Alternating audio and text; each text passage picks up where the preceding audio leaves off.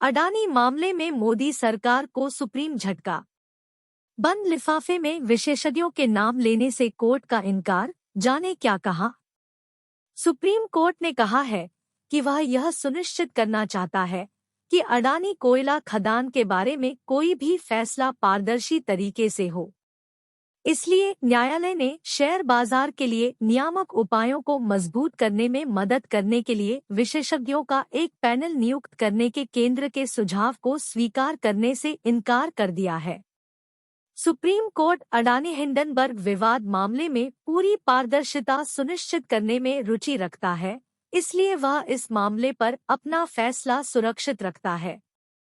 सुनवाई के दौरान मुख्य न्यायाधीश ने कहा कि सरकार द्वारा सीलबंद लिफाफे में दिए गए सुझाव को कोर्ट नहीं मानेगा। न्यायालय यह सुनिश्चित करना चाहता है कि इस विवाद में शामिल प्रत्येक व्यक्ति को अपनी बात कहने का अधिकार हो। सॉलिसिटर जनरल ने अपना पक्ष रखते हुए कहा, हम चाहते हैं सच बाहर आए पर बाजार पर इसका असर न पड़े। अडानी की कोयला खदान परियोजना की निगरानी का प्रभारी कौन होना चाहिए, इस बारे में शुक्रवार को सुप्रीम कोर्ट ने दलीलें सुनी। सॉलिसिटर जनरल ने सुझाव दिया कि बाजार में किसी भी तरह के हस्तक्षेप से बचने के लिए समिति को एक पूर्व न्यायाधीश से बनाया जाना चाहिए। सीजेआई ने कहा कि अगर नाम दूसरे पक्ष को नहीं दिए गए तो पारदर्शिता नहीं होगी। उन्होंने कहा कि वे अपनी तरफ से एक समिति बनाने जा रहे हैं और वे व्यवस्था को सुरक्षित रख रहे हैं। अधिवक्ता विशाल तिवारी बोले, कंपनियां अधिक कीमत दिखा लेती हैं, लोन इसकी भी जांच हो। इससे पहले विशाल तिवारी ने कहा कि यह संभव है कि निगम उच्च शेयर की कीमतें दिखाकर ऋण लेते हैं, और एमएल शर्मा ने कहा कि शॉर्ट सेलिंग की भी जांच होनी चाहिए। सीजेआई ने एमएल शर्मा से कहा कि वह बताएं कि एक शॉर्ट सेलर क्या करता है, और एमएल शर्मा ने समझाया कि शॉर्ट सेलर्स वास्तव में उन्हें प्राप्त किए बिना शेयर बेचते हैं और वे मीडिया का उपयोग करके बाजार में भ्रम पैदा करने की भी कोशिश करते हैं।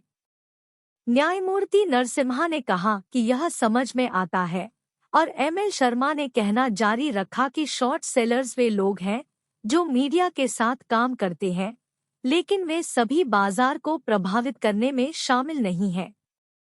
10 फरवरी को कोर्ट ने कहा था निवेशकों के हितों की रक्षा जरूरी। इससे पहले शीर्ष अदालत ने कहा कि अडानी समूह के शेयरों में गिरावट के मद्देनजर शेयर बाजार में उतार चढ़ाव से भारतीय निवेशकों के हितों की रक्षा करने की जरूरत है।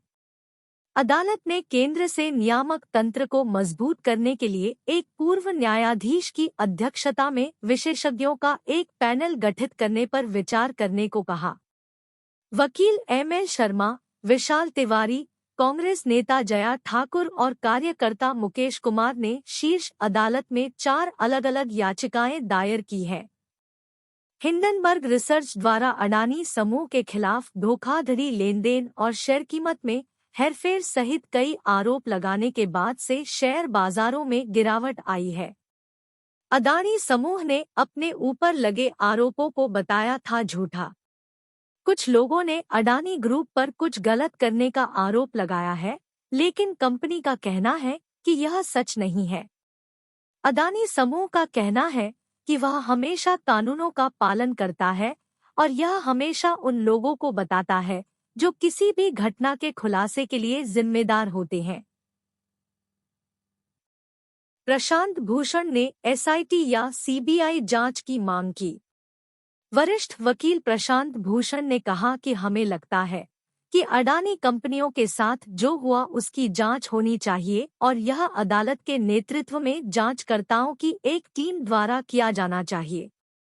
सीजेआई ने कहा कि इसका मतलब आप मानते हैं कि कुछ गलत हुआ है।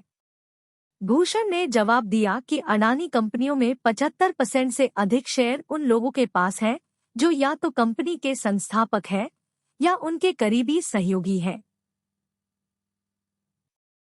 हमें लगता है कि इन लोगों की जांच होनी चाहिए कि कंपनी पर इनका इतना नियंत्रण क्यों है।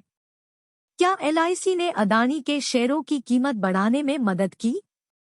प्रशांत भूषण ने कहा कि गौतम अडानी और उनकी कंपनियों पर आरोप है और उनकी जांच के लिए हिंडनबर्ग रिसर्च रिपोर्ट का इस्तेमाल किया जाना चाहिए।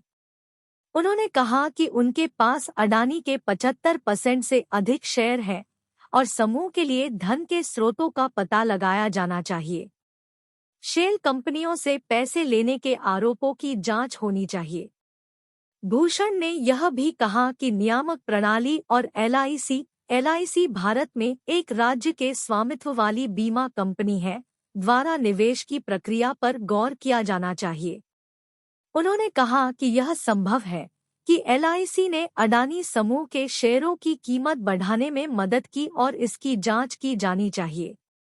जांच में समिति में नहीं शामिल होंगे सुप्रीम कोर्ट के मौजूदा जज, पीठ ने याचिकाकर्ताओं का सुझाव किया खारिज। भूषण ने चुनाव प्रक्रिया की देखरेख के लिए एक समिति के लिए नाम सुझाने की कोशिश की, लेकिन पीठ को सुझाव पसंद नहीं आए और उन्होंने कहा कि वे सरकार से सुझाव स्वीकार नहीं कर रहे हैं। तब बेंच ने इस मामले में अपना फैसला सुरक्षित रख लिया था। पीठ ने निगरानी समिति में सुप्रीम कोर्ट के एक मौजूदा न्यायाधीश को शामिल करने के विचार को भी खारिज कर दिया।